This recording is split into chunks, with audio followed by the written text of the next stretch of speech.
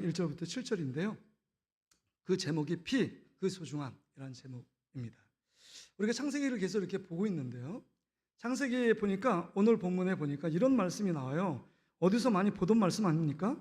하나님이 노아와 그 아들들에게 복을 주시며 복을 주시며 그들에게 이르시되 생육하고 번성하여 땅에 충만하라. 7절도 너희는 생육하고 번성하여 땅에 가득하여 그 중에서 번성하라 하셨더라. 이게 뭐예요?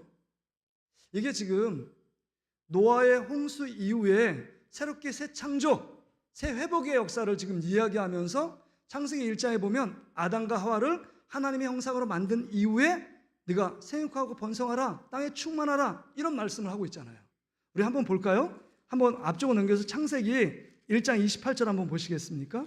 창세기 1장 28절. 너무 똑같은 말씀이에요. 이게 의미가 있어서 함께 봅니다. 창세기 1장 28절이요. 1장 28절 같이 읽습니다. 시작. 하나님이 그들에게 복을 주시며 하나님이 그들에게 이르시되 생육하고 번성하여 땅에 충만하라. 땅을 정복하라. 바다의 물고기와 하늘의 새와 땅에 움직이는 모든 생물을 다스리라 하시니라.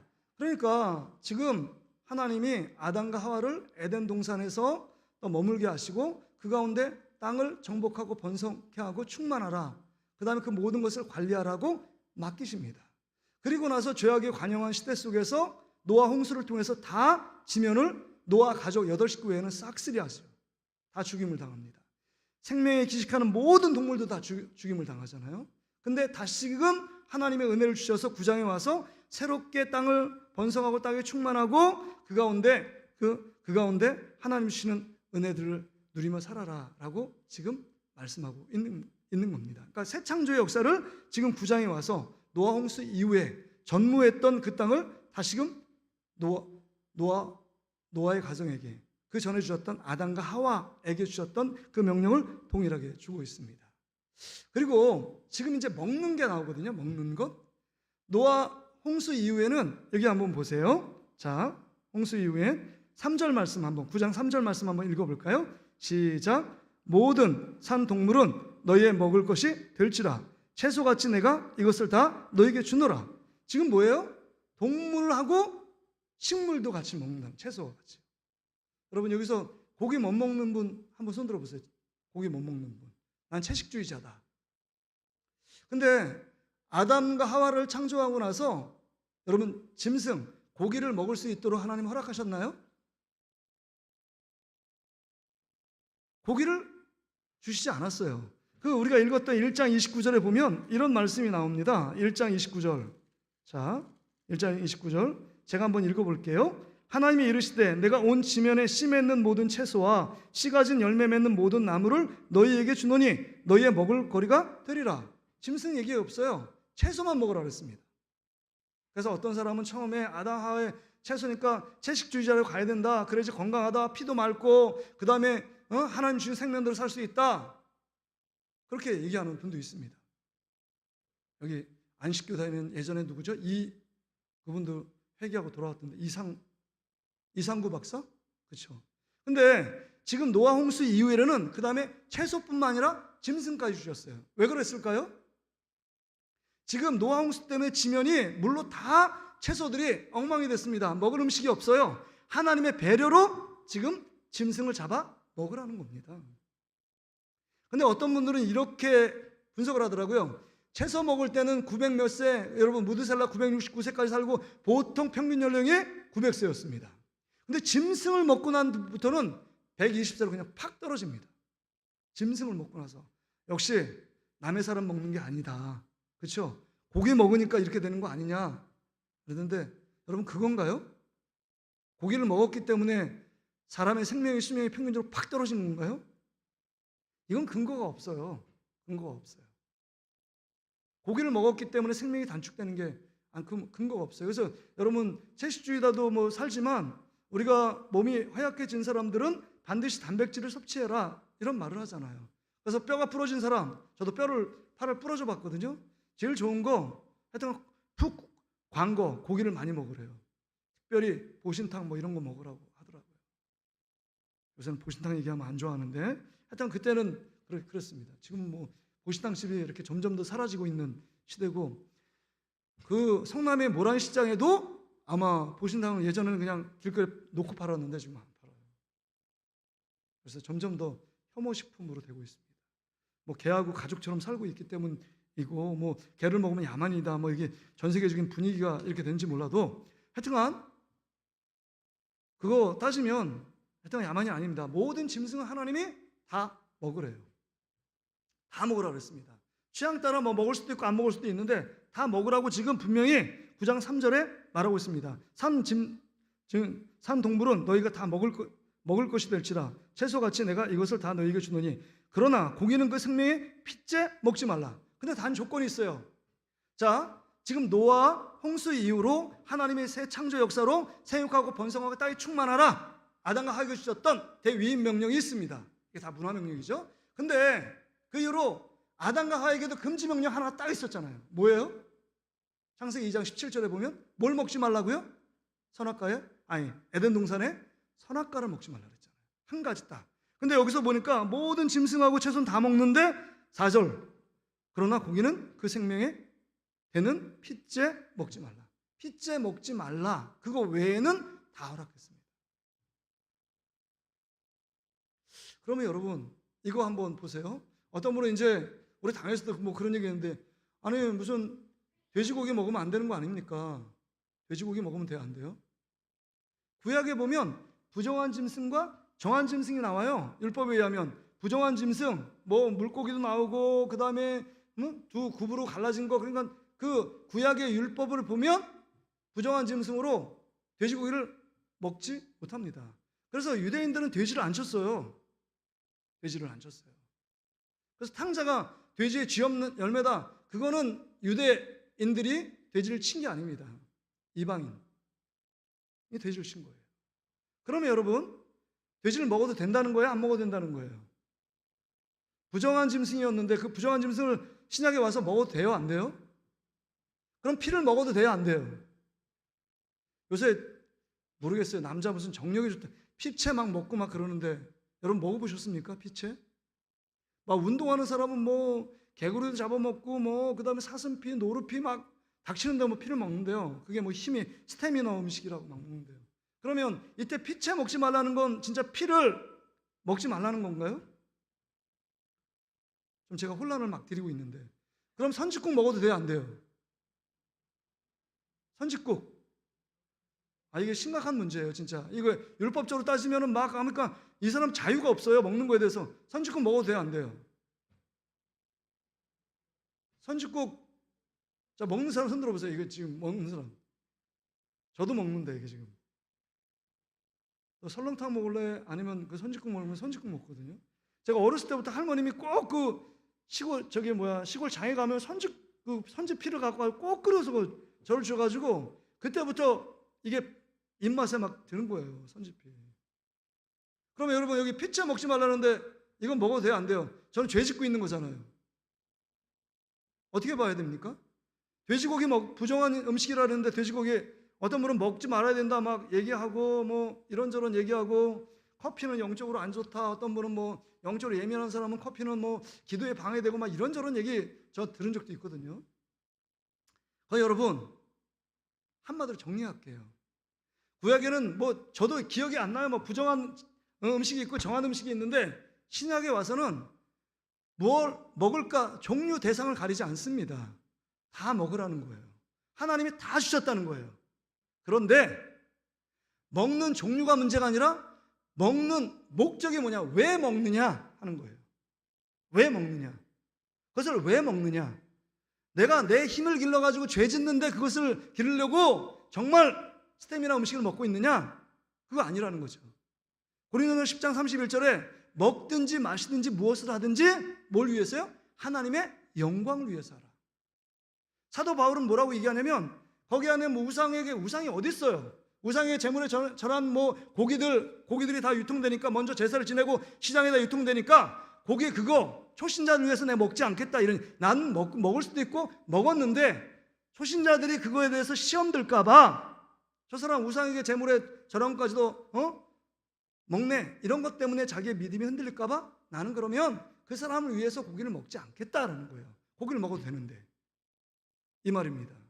그러니까 모든 음식을 다 먹을 수 있는데 왜 먹느냐가 중요합니다. 그래서 베드로가 고넬료의 초청을 받잖아요. 고넬료의 초청. 고넬료도 환상을 보고 베드로도 환상을 봅니다. 똑같은 시간에. 근데 이 고넬료가 그 하인이 이 요바에 있는 베드로에게 베드로를 청해서 말씀을 들으려고 딱 가는데 지금 환상이 3번씩이나 똑같은 환상이 내리잖아요.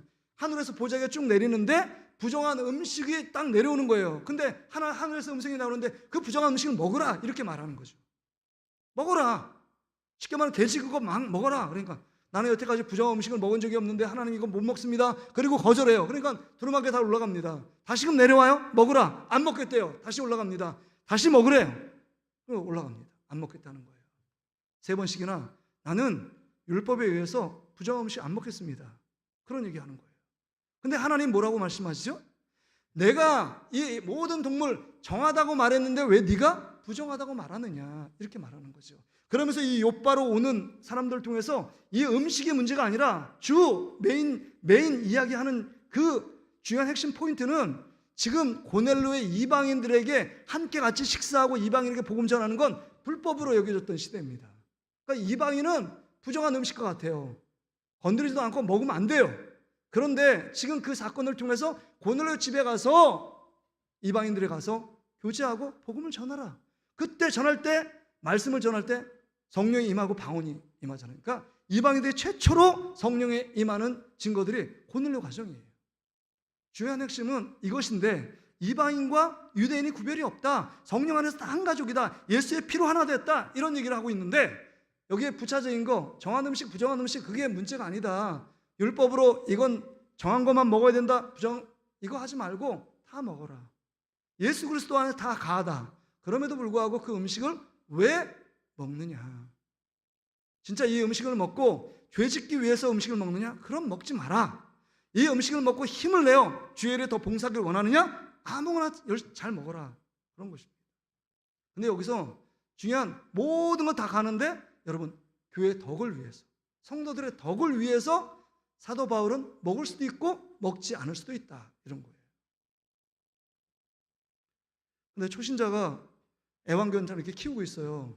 근데 가가지고 자기가 너무 맛있게 먹는 보신탕을 그 애완견인데 보신탕 사줄 테니까 갑시다. 그러면 시험 들까요? 안 들까요? 시험 들잖아요.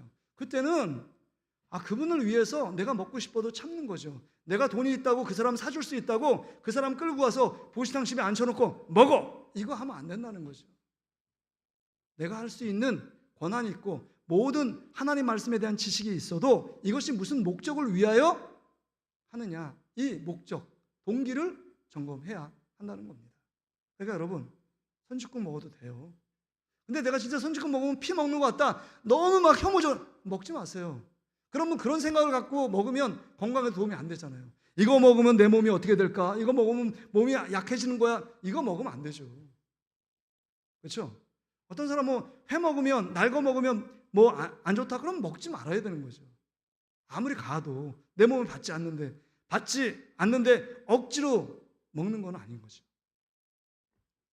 그러면 오늘 본문에 보면 그러면 핏째 먹지 말라라고 말씀하시고 5절에 보면 내가 반드시 너희의 피 곧 너희의 생명의 피를 찾으리니 짐승이면 그 짐승에게서 사람이나 사람의 형제면 그것을 그의 생명을 찾으리라. 다른 사람의 피를 흘리면 그 사람의 피도 흘릴 것이니 이는 하나님이 자기 형상대로 사람을 지으셨음이니라. 이 말의 의미는 4절부터 피 그 자체 먹지 말라 이것보다 더 중요한 것은 이 4절부터 6절까지의 핵심은 다른 사람의 피는 생명인데 생명을 해하지 말라.